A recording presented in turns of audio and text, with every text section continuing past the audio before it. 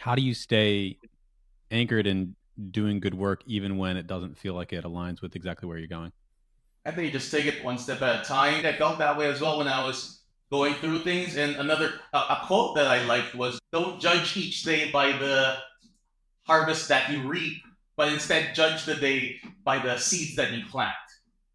Everything you do, maybe meeting one person today, will lead to something in the future. Maybe you looking in that mirror and practicing your acting lines might lead to something in the future. So just planting those little seeds every day that might grow into a beautiful harvest. So, welcome aboard, Vince. Thanks for coming on the podcast. Thank you. Thanks for having me. All right, so Vince, like you are an entrepreneur, definitely. You are a former radio host. You are a former part of the Navy, U.S. Navy. You own restaurants. You invest. You are a board game fan. Like, who is Vince today? Tell the listeners a little bit about yourself.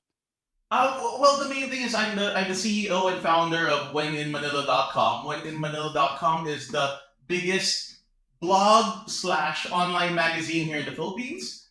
It came about by accident. As you were saying, since you were 12, you were doing videos. I didn't realize this till like a few years ago that since I was a kid, I was writing. I loved. When I was a kid, I wouldn't say I loved it, but I always wrote. I wrote letters to friends. I wrote letters to people. I wrote lengthy emails. So I didn't know it, but I loved writing. And even when I got to college, I still wasn't sure what to do. Initially, well, I joined the military, got out, and then went to college, San Diego State. I wasn't sure what to do. I started with the business courses, trying to do business, and it had too much math. The thing about Asians and good at math, that's like half the Asians, I think, or maybe 99% of Asians. I unfortunately did not fall into that. But I was not good at math. So the accounting, the finance, I was like, nope. So then I was like, what other course can I do? And I was talking to my guidance counselor then, and they recommended communication. And honestly, when they told me that, the first thing I thought about was that's a stupid course. Who doesn't know how to communicate? We all talk.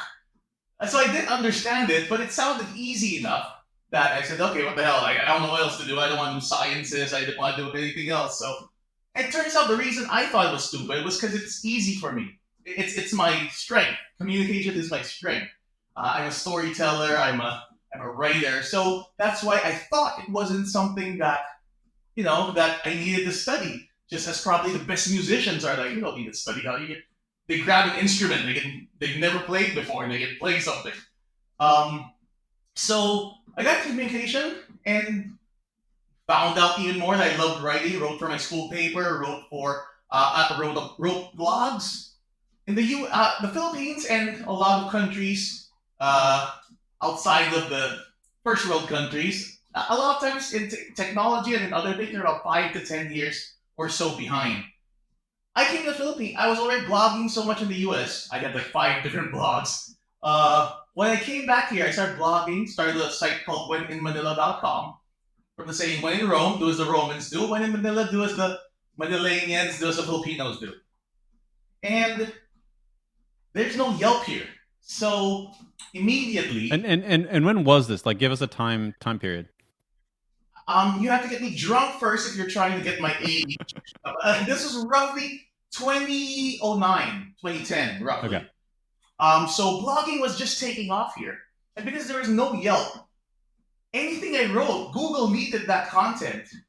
Because the writers here were either really good at writing, I mean, like Pulitzer Prize award winning writing, but they didn't know SEO. So no one could find what they wrote about. Or the other way around, where the new people, the people learning about SEO and the internet, they were really good at SEO, but they weren't quite writers. So the content they made wasn't really that worth reading or worth coming back to. I sort of found the middle ground, decent writing and great SEO, and just things just took off. I came to the Philippines just for vacation because America was going through a depression then, 2008, 2009, as I said. No jobs, everyone was depressed. I just graduated and I wasn't sure what to do. The military paid for my college, so I was debt free, fortunately. And I said, you know what? Why not go into debt like everyone else? I had FOMO, so I just put it on my credit card, travel the world, One of my I made Philippines my base because I lived here a bit when I was younger. I family here. So from here, I flew to Australia. I flew to parts around here, Thailand, Hong Kong, etc. But the Philippines was my base, and I wrote a lot about the Philippines. And immediately things took off. Almost immediately things took off, where eventually brands started inviting me to their events. And in the States, no one cared who I was, so it was cool. Like, oh wow, you want me to go to your restaurant and eat for free? Oh wow, you want to give me these shoes? Oh, you want to give. So just being given stuff for free, I was happy. Eventually, my schedule got so packed from all the invites for events that I started turning some down. And then there were bigger brands that said, no, no, no, no, no. Come to our event and we will pay you. And that's where I was like, oh, I guess this could be a business. And were you And just that, kind of like living off of credit cards and like making do, or were you bringing in any money at the time? Did you think about this as a business at that time, or no? oh, no, I didn't think of this as a business. So I had a little bit of savings plus credit card. So I had enough savings to live sort of like the backpacker college lifestyle for like 6 months. So that's what I was doing. I was traveling, coming here for 6 months. Plus, I got bored, so I had an uncle here. I asked if I could just get a job with him. He paid me minimum wage, but it was just something for the weekdays. So it was just it was just on the side. But as that took off, then opportunities came up with the power of digital marketing, putting yourself out there. Opportunities came up. That's how I landed my radio DJ gig. I landed a few TV show hosting gigs. I landed like event hosting gigs. So I was hustling. I was doing everything back then. And of course, but mainly focusing on the website. And fortunately, throughout the years, we've grown, adapted each new digital change we've adapted to, from the TikToks to the change of algorithms on Facebook, etc. So fortunately, we're still around. Yeah, I mean, I think it's a pretty awesome story just because of the authenticity, the organicness that is often entrepreneurial success, which is like you start here and then you follow your nose and you try this and then you just stick with it and then something amazing happens. I remember when I was visiting, living with you in the Philippines, you got the hosting gig for launching the Avengers Endgame early. It was like a week or two early before everyone else saw it. And it was actually earlier than the US release, which was wild. I didn't realize like Asian markets often release US movies ahead of the US schedule. So anyway, I remember like that was like the pinnacle of like going to that with you, and you did your thing. You just kind of get up there and geek out about Avengers, and then we get to see movie for free in like a private theater. It was super cool. Yeah, I mean it's pretty amazing all the perks that you gotten along the way. You're still here for Endgame? I think it maybe I'm pretty sure it was Endgame. I think so. That's The awesome. first Yeah. part, not the second one. Oh, so Infinity War, I think. Yeah. Yeah, Okay. yeah, yeah. Okay. I Oh, oh, yeah. is the second one called Endgame? No, it was whatever the first part of it was. Yeah, yeah. Yeah. Yes. But Yeah. In fact, that was my other hustle, other than hosting, was I was renting out my extra room Airbnb, and that's how. Did, but did we know we were from the same college or AKSI before you came here, yeah. or was it? So we have a mutual friend, Alexander Sultan, and Oh, he's okay. the one that actually connected us. So my story was like I would just basically dropped out and decided to move to the Philippines because it seemed like a good idea. And then everyone I met, I basically said, "Hi, my name's Elijah Murray. I'm moving to the Philippines in 3 months. I'm moving to the Philippines in 2 months. I'm moving to the Philippines in 1 month." And I met someone through my business fraternity from San Diego. So it was like a super random meeting because he was in town for an event, and I did my little spiel. I'm Elijah Murray. I'm moving to the Philippines in 2 months. And he's like, "Oh, I have a friend out there. You should talk to him." Nice. And yeah, we got connected via email. I remember you showed up at the airport and you were late. Of course, you were late, but you showed up at the airport and I hadn't been able to get a hold of you when I was in Hong Kong for my transfer. So, like that last flight, that last hour or three or whatever it is from Hong Kong to Manila, it's like, oh shoot, is he going to show up? Like, I don't even know. Like, who is this guy? Like, hopefully he shows up. So I get there. I obviously don't have like cell service. This is 2013 or something. So don't really have cell service. I don't quite know how to figure out the local SIM card, and it's not like everyone has. I guess I had an iPhone, but anyway, it was there wasn't public Wi-Fi at the airport or anything, and so kind of like wandering around in the entrance hall, and then I'm kind of like, okay, well, what's my plan B? What am I going to go figure out to do? And then a car pulls up, a guy gets out, and he holds up a handwritten sign that says Elijah. I was like, my guy. So yeah, and that was the beginning of a fun friendship. I don't believe I was late though. I don't usually come. Was I late? Are you sure? That's how I remember in my head, at least, but maybe Oh, not. Maybe I was early. I'm usually a stickler for time, but I'm not sure. But the airport, the loop is kind of bad, like because you can't wait there. So if I missed you the first loop, Oh, that it might have takes been a what it was. while to get back. Yeah. Could take like 10 minutes or so. So yeah, but I Sobrang don't know. traffic. I'm sorry. Sobrang traffic. Yes, Zobra. Very true. Absolutely. So with One in Manila, do you see it as right place, right time? Do you see it as you have a craft that you love that you just kept beating on until you found a way to make money with it? How much was it made versus just happenstance and luck? It's a mix. Most successful, if not all successful entrepreneurs are just successful people, knows that there was a part of it that was, in a way, if you want to call it luck. But one thing I tell people is success. The definition of success is preparation meeting opportunity or luck. Meaning, and the example I love sharing is like if you wanted to be an actor. Now there's two people who want to be actors. One just dreams of being an actor and says, "Oh, I want to be an actor." The other one practices every day. He looks in the mirror and he says his lines. He doesn't know why he's saying his lines, but he's practicing, looking at his facial expressions, getting ready, and just practicing every day. Both of them run into whoever, Steven Spielberg in an elevator, right? Separately.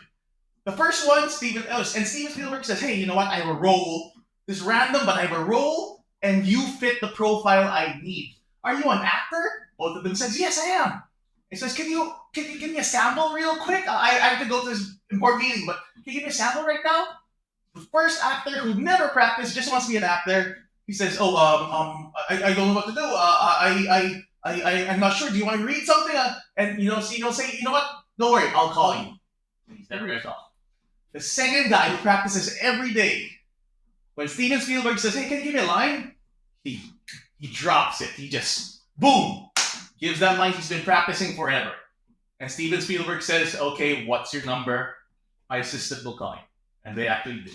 So success is preparation meeting opportunity. I was writing so much, I didn't know for what. I enjoyed it. That when the opportunity came, which is part luck, that the Philippines didn't have Yelp, the Philippines needed these blogs. When they come together, that's what success is. Preparation meeting opportunity. So it's a mix of hard work and luck. Yeah, I would.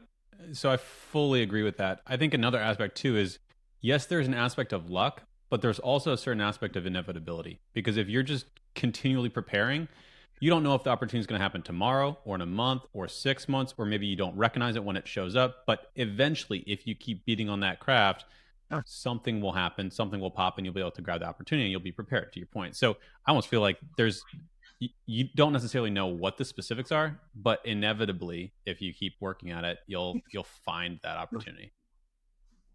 Totally. Do you think that uh, it's important to marry entrepreneurship with something you're passionate about? So for you, it was writing. Do you think that's essential, or do you think that that's just kind of a nice perk? Most of the people I know who are successful and happy did marry what they liked with the thing. I don't know. I mean, the people who aren't that happy are usually they're in a job that pays well, but they're not. It's not their dream job. So I guess maybe for entrepreneurship, usually is more likely the case. But so I guess it depends on your goals as well because some people are they can really split up life and work, so you might be miserable at your job but it's paying you 7 8 figures a year so you can go home and cry in your Ferrari and they're happy with that. Then so everybody's uh how they see success is different. everybody's how they describe it, how they whatever success is for people is always different. So some people they need to be happy at their job, some people don't. So it's all good. How do you define success for you? You need a mix um of happiness in success for me. So definitely Yeah. need to lend in that passion. So so you need the happiness, right? But also, what would you actually say success? It like is success making money? Is it about being recognized? Like, what actually is your definition of success itself beyond Oh, just having happiness baked in? well, for me, I just wanted to not have to worry about money because growing up we weren't well off, so I had to cut corners. Had to, some days had to like maybe not eat 3 meals a day. Some days had to. I mean, like getting McDonald's, we were happy because that was a treat for us because it was it wasn't that it was kind of pricey. So I think for me, I mean, not full success, but I just to be happy. I just didn't want to worry about money. Like it can provide for the basic necessities. I'm okay with that.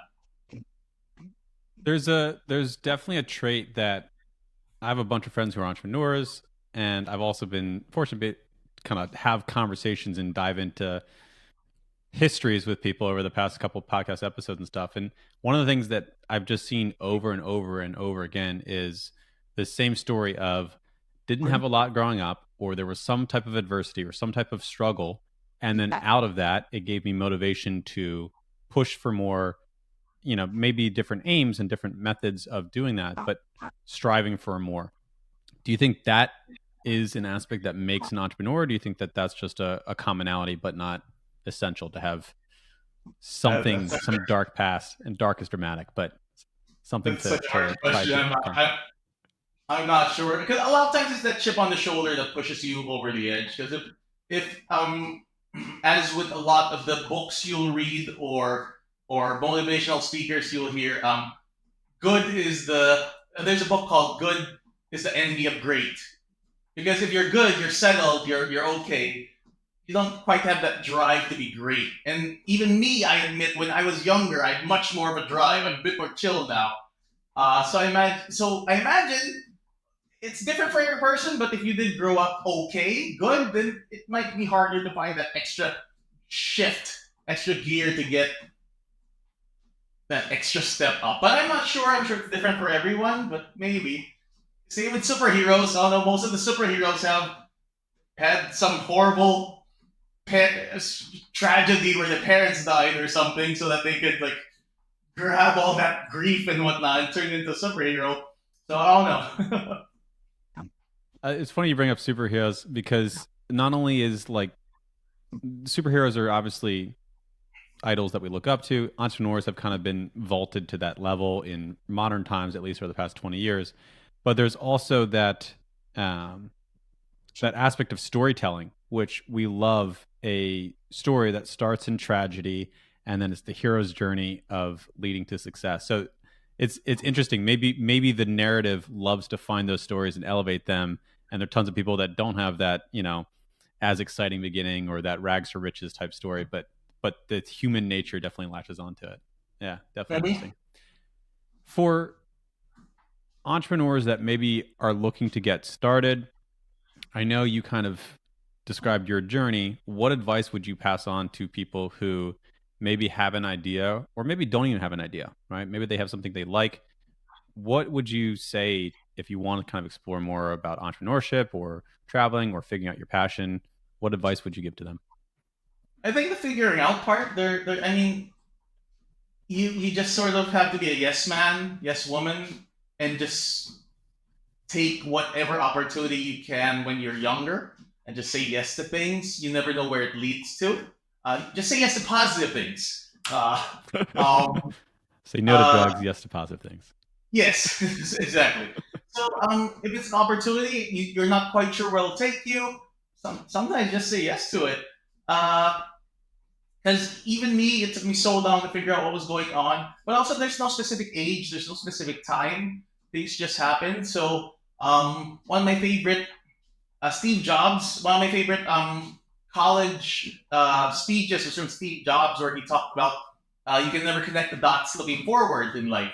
It's you connect it looking backwards, where this happened because it led me to do this, which led me to do this. He told that story because he was fired from Apple, the company he founded. There was a point there where he was fired, and he was so. The story was he was just so shaken, distraught by it because it's a company he founded. How do you get fired from your own company? But from that, he founded multiple other companies when he was with his time off from Apple, including Pixar. He's one of the founders of Pixar. Not a lot of people know that. And another company, I forgot what it was called, but it was another tech company. Next, Thank you. I think, Which was eventually reacquired by Apple, and they brought in Steve Jobs again with Next to lead up Apple again because Apple didn't do that well without him. So, but if he didn't leave or did go through that period in his life, he says he may have never founded the iPhone, and the world may not be what it is today if he was never fired from Apple. But of course, if you're looking forward, you're connecting the dots looking forward, you won't see that. You won't know, I was fired because I was slacking and I needed this drive, or I needed to re-look into myself, or I needed to discover other things.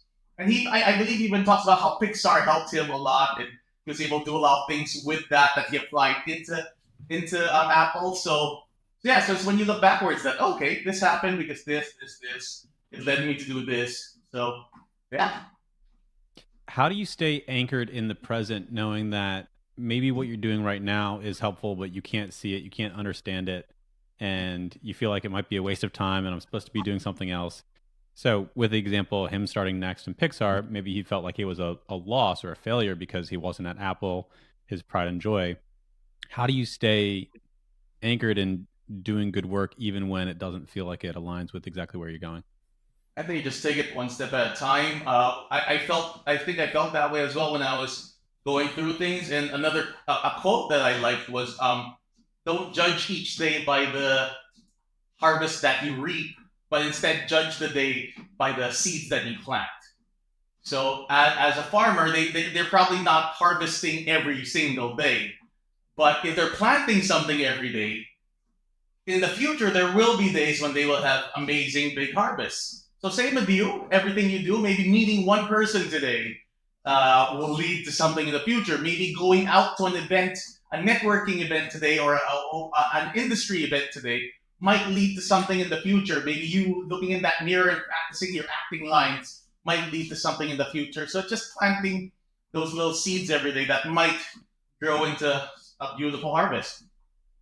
Yeah, I think that's extremely well said. One of the things that I've encountered is just doing the work, right? And that's doing the work of prepping your lines or sending one more email or just putting in the reps of whatever it is that you're trying to get better at. And the more you have those repetitions, the more you're likely to increase your chances of success or outcomes or positive outcomes and opportunities.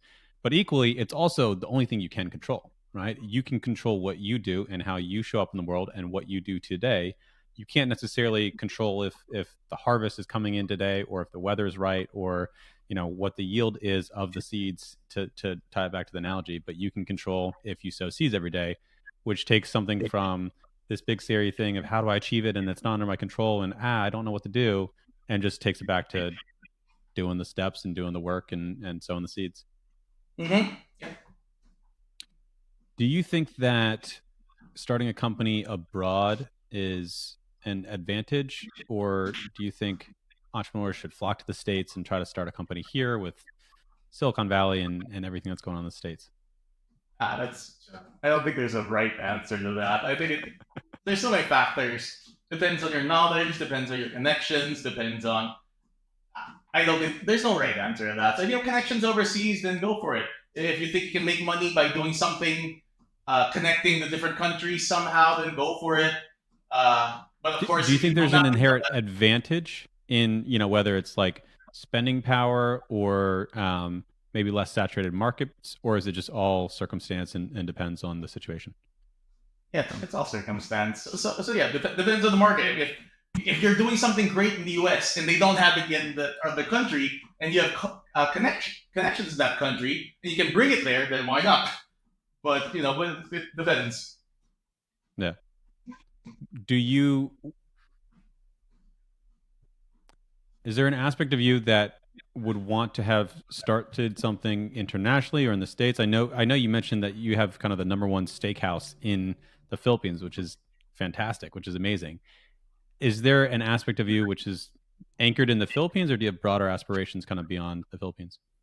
Oh well, actually, I'm for the steakhouse I'm part of. It's Wolfgang Steakhouse. I'm one of the partners, and I'm one of the silent investors, but it's one of the main partners who brought it here. It's actually from New York, where Wolfgang Zweiner was a waiter for Peter Luger's, one of the most famous restaurants there, one of the most famous New York steakhouses. I'm not sure what the story is, how they separated or whatnot. I don't know if he has the good blessings or whatnot. But from what I understand, Peter Luger's they wanted to keep it like family, small branch. They never wanted to expand. So Wolfgang Zoiner, uh, as after being a waiter, with help from his family, his son, they made their own steak, expanded globally, and now they are one of the top steakhouses in the world, number one here. So that was more my partner. I'm not good with F&B stuff. Uh, so yeah, so it really just depends on the market. Depends what you're bringing in. Depends if you know the markets, the the stuff. My partner who brought them in, he's been in the restaurant and F&B business almost his whole life. His family's in it too, so he sort of knew what he was doing. Do you think that this is kind of a natural segue for entrepreneurship, is to start something, find some success, and then parlay that into, yes, more growth? I know you're still working on one in Manila, but also then start investing? Or like, do you recommend the path? How has that journey been? I know it's a transition. Do you like the investing side of things now more than the original, or is it kind of both?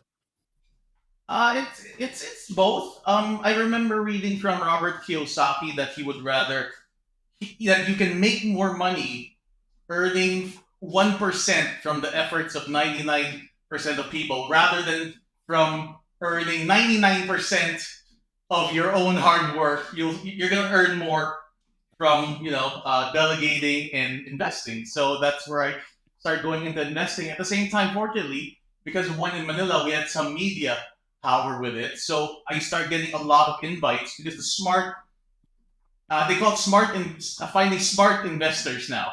Meaning not just someone who brings in money, but someone who brings in something else. And some of my top partnerships, my top investments, there's such a diverse pool of investors where someone is a lawyer, someone is an architect who helped build the restaurant, someone is a celebrity who helps promote the restaurant, someone is this, someone is that. So a lot of times they bring me in for the digital marketing part, even though I'm usually not an active operating partner, but usually they'll come to me for advice or for for consulting or whatnot, which will be free because I'm a partner. I want the business to do well. So the businesses that have been really successful that I've been a part of, they have a very diverse pool of business partners.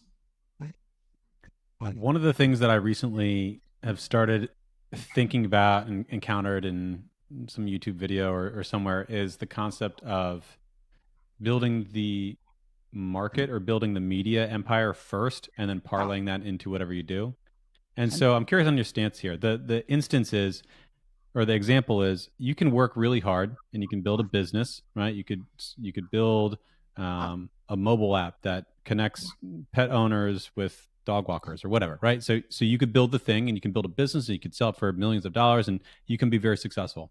But what we're seeing in the recent era is that there are numerous people who have built a personal brand.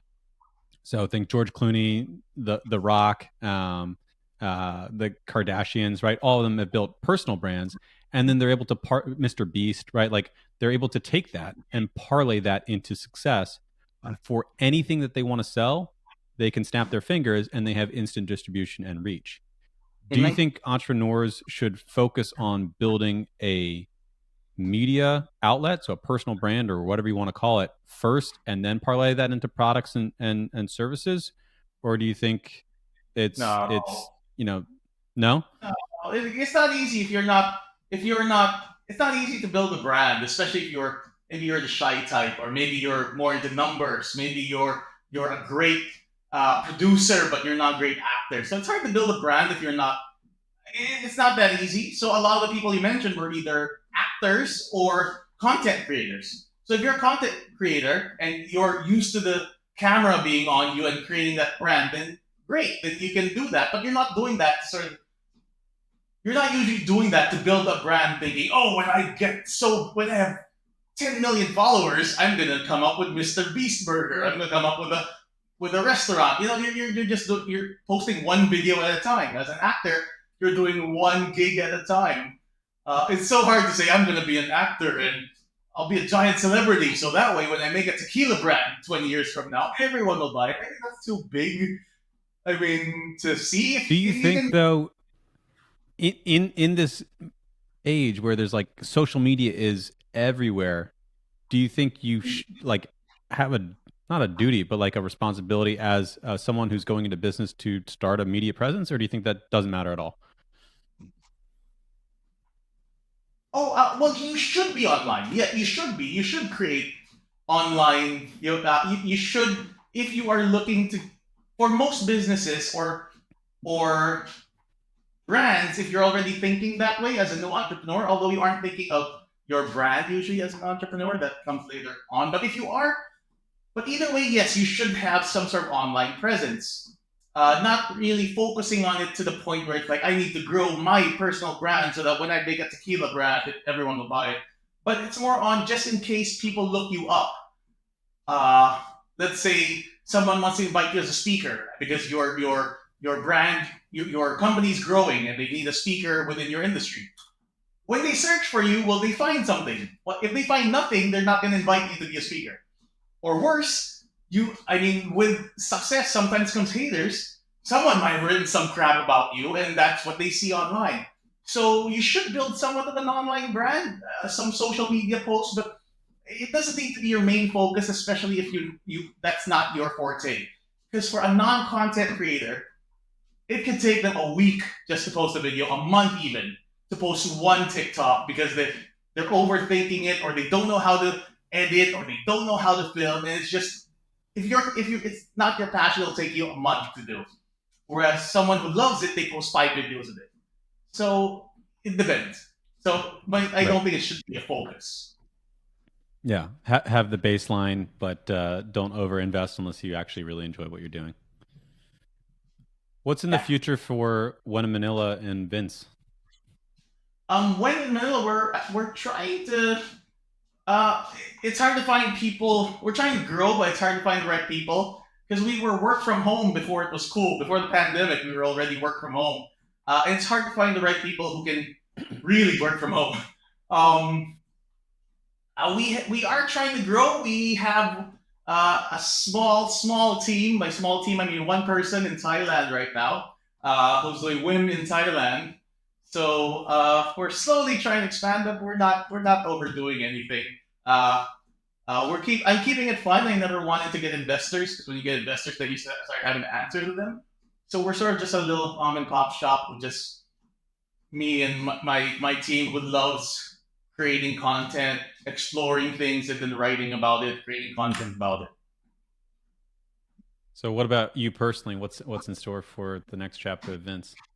Oh, I'm playing Baldur's Gate right now. It's a really good game. It's taking up all my time. I've never been one to think. Lately, I have not been one to think too far ahead. I was too gung ho when I was younger. I was too when I was building. I was doing everything. I had 10 jobs. I had 10 side gigs. Toasting. I was DJing. I was doing TV shows. I was blogging. I was doing so many side gigs of everything. I was even, oh my god, I took every gig. I was even doing the what's that, the team building stuff. I was a coach for team building, and I forgot the other things, but I did so many things. But I also realized later on that when I was at that phase of my life, I was way too gung ho, and I was pushing everyone away, sort of like keep up with me or get out of my way. And I feel like I pushed I pushed too many people away uh, that I should that now I'm sort of just going through my chill phase. I think I'll balance out after a bit, but I think I've just started relaxing a bit more right now. What was it that got you to reflect and then kind of shift your perspective? Because a lot of entrepreneurs just go, go, go, go, go, go, go, go, and keep going, often to the detriment of their social circles. And it sounds like you had a reflection period where you shifted your priorities and your focus. What was it that kind of got you to reflect and change? I actually don't know that. I've never reflected on what I reflected on. I've never thought about that. I'm not quite sure. I think it was just sort of like I think there was just a point where people in the Philippines are a bit more shy and a bit more not quite as loud, not quite as direct.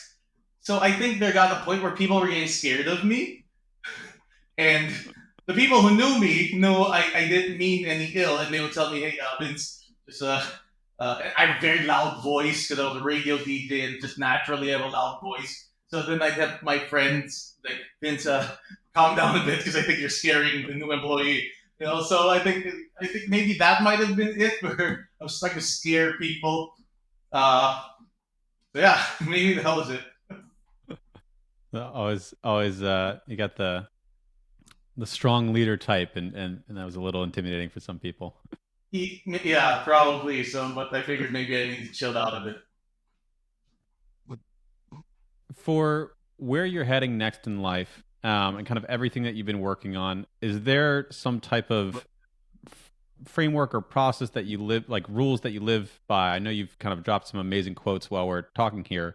What really is guiding Vince in life? Is it, yeah, do you have principles or something that specifically gives you direction, whether quotes or a way to be? Yeah. Don't be a dick. I Those never are really good rules to had live by. one. Yeah, I never really. I don't think.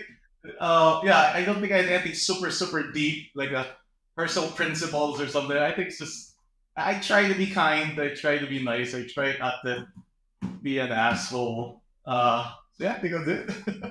Yeah, I mean, and again, I think we have like Ray Dalio, and we have all these people talking about core beliefs and principles, and it's just kind of fancy words. But at the end of the day, it's about how do you show up in the world, and if the guiding principle is don't be an asshole, that's a pretty good one to live by, probably.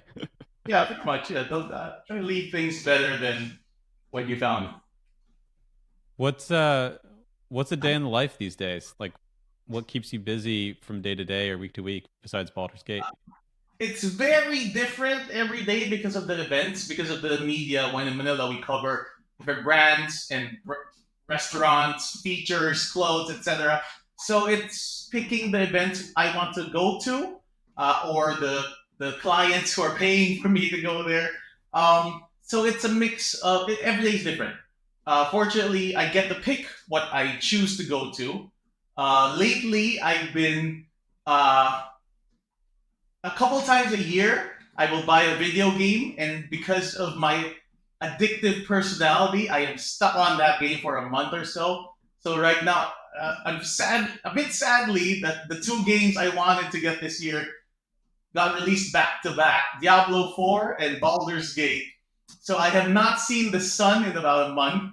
I'm hoping I finish Baldur's Gate soon, but a bit more a bit planning for travels now. So hopefully I'll be seeing you soon.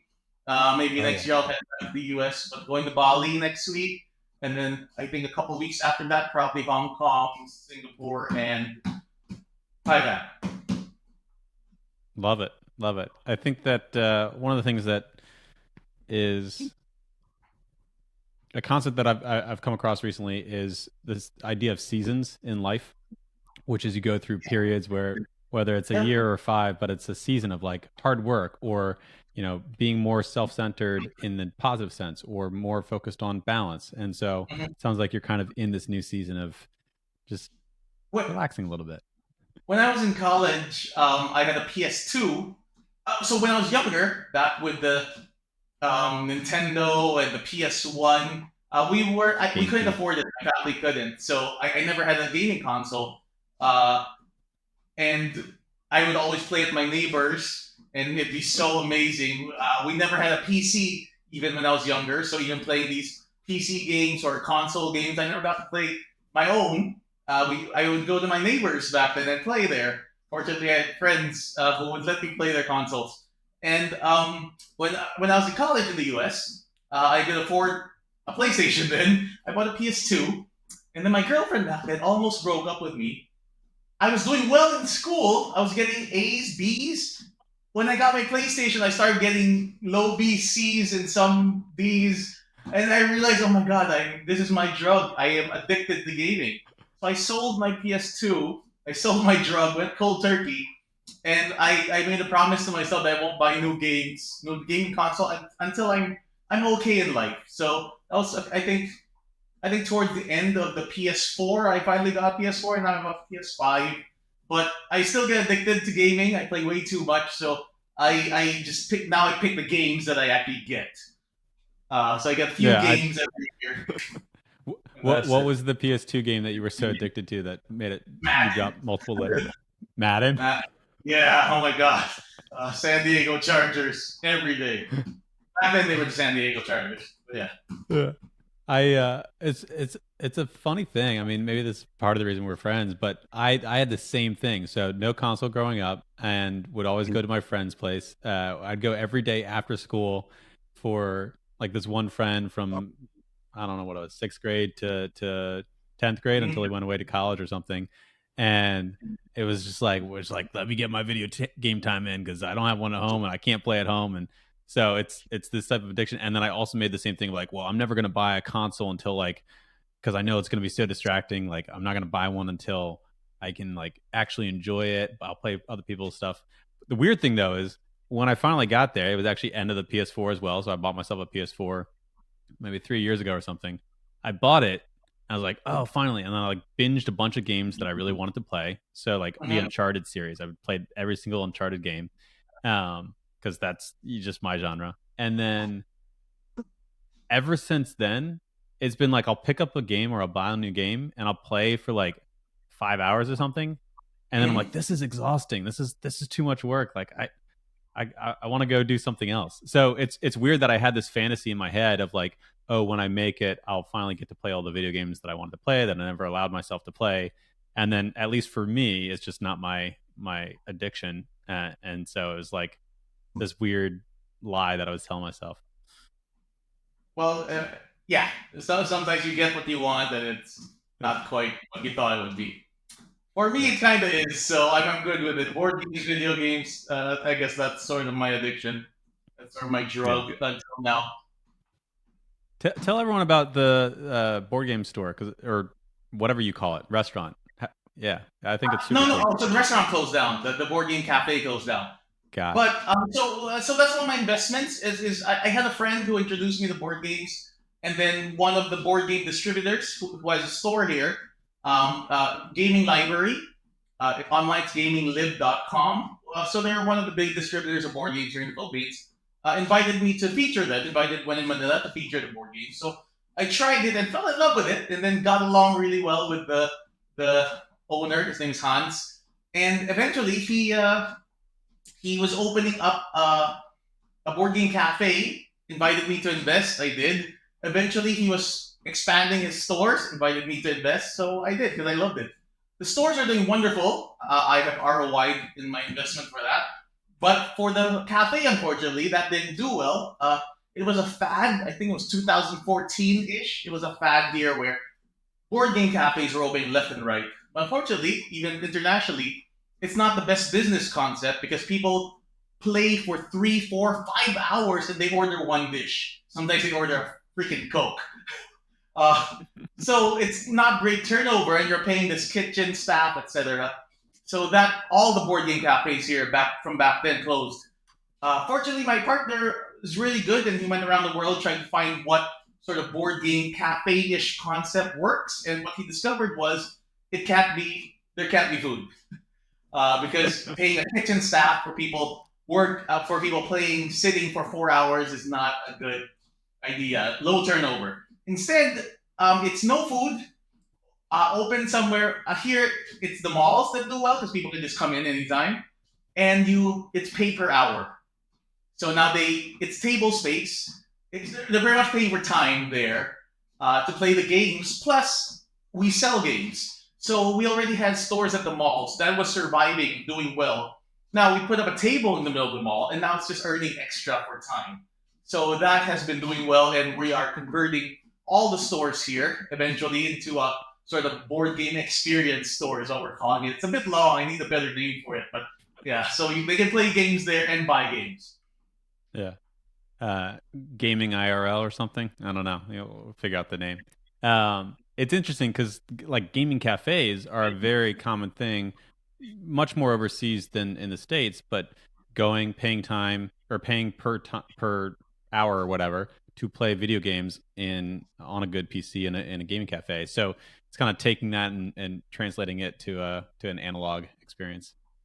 Yeah, and I love board games because it's everyone's stuck to their phones, stuck to their computers now. So it's great. It's a great digital detox for friends, for family, more FaceTime. So yeah, I really like board gaming. It also helps you get to know people a lot more. It can also be turned into every board game can be turned into a drinking game. So yeah, it's good fun for me. What's your favorite game currently, or a game that you're most obsessed with in the board gaming space? We like a lot of games, but some of our favorites are the dungeon crawls. They're sort of like D&D, Dungeons and Dragons, but with a bit more structure. So it's almost like a video game to where your character can will go through an adventure, and then you will level your character up, and they get new skills, new powers, and they will get new equipment, and then you're excited to go on the next adventure. So those are the games we've been playing. The number one game uh, the number one rated game is Gloomhaven. So that's an example of a dungeon crawl that we enjoy. Lately, similar games like that, Descent. There's the Lord of the Rings and the Star Wars version of these dungeon crawls. Oathsworn. But there's lots of different types of games. There's easier, shorter party games that are a lot of fun. There are Euro games where it's like resource management. It's great actually for kids because I feel like it really activates their brain to learn a lot. And I think it's great for dates. If you're going on a date, you really learn a lot about your whoever you're dating, whether they're a sore loser, whether they're strategic, whether they're smart. So I think it's a great date idea. Yeah, I think it's one of those things where it's uniquely positioned in, if you go to dinner with a date or with a friend, everything is focused on dialogue, right? Like yes, you have the food, maybe that's a bit of a distraction, but it's really about dialogue and intimacy, and that can be intense and not always great for certain circumstances. And then if you go to see a movie or go do an activity or a play or whatever it is, the focus is all on whatever you're observing, right? Or whatever you're going to see or do or experience. But with a board game, it's kind of that weird blend of it anchors you around a central thing, right? You're all focused on a thing. I think escape rooms are probably a good example as well. But you have to be present, right? And then while you're present, you also have to bring other aspects of yourself into it. So communication and skill and logic, and you really get a good sense of A, everyone's engaged, but B, you're kind of really exploring and seeing who these people are. Yeah, it's board games. I've loved board games ever since I was 10 years old. I started recently collecting again as well. They're just always fun. They're always different flavors, and you can always find something you like. Yeah, nice, nice. Vince, if you wanted to leave listeners with kind of one piece of advice from your life, what would it be and why? Oh man, that's I feel like I've already said a lot of things, but one quote I sort of live by is the man or woman who says they can and the man who says they can't are both right. Which one are you? So, if you tell yourself, I can do this, I will, you'll find a way to do it. But if your attitude is, I can't do that, that's too impossible. I can't start a business in this. I can't be a leading actor in this. I can't, then you won't. because you're telling yourself you can't. So if you tell yourself you can, you might just do it. Great advice. If people want to find you online, where should they go? I'm on most, if not all, the socials at Vince Golangco or at When in Manila. Those are the places you can find me. Thanks for coming on, Vince. Thanks, Eli. So nice catching up with you.